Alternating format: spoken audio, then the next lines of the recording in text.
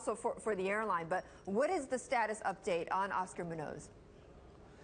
So, I mean, recently we've heard from United that they're going to give us more details later today or tomorrow. So we really don't know. I guess it's concerning that we haven't seen him in a number of days.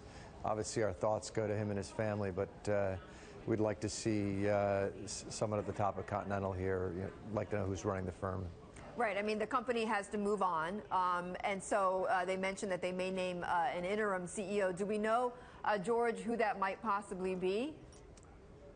We don't, at least in the circles I turn in, I don't know. I think one of the great picks of Oscar was that he was not a United or a Continental person. He was someone who was above that fray, and we'd hope they'd find someone else as well that would be above that fray. I think it would go a long way to help merging this company, which is really some of the challenges they're having right now, is the legacy of the merger that really hasn't gone very well so far.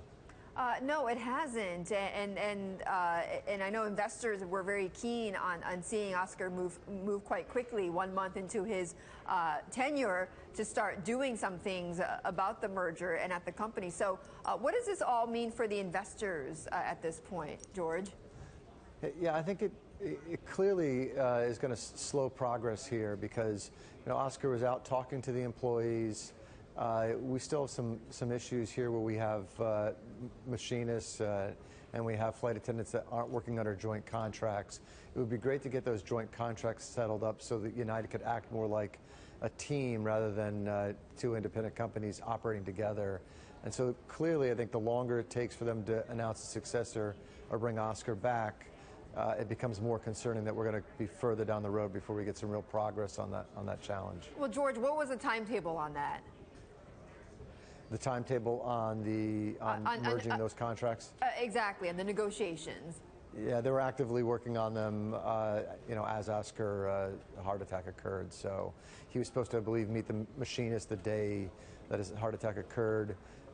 They've been actively working on these. They're going to mediation with the flight attendants, and that's all happening here in the next bunch of weeks, months. I think the recent American contract has been a bit of a standard setting, and so a number of these union agreements are going to look to that American agreement to try to forge the new agreement. But again, we're ongoing, and it seems like we ought to be close here soon.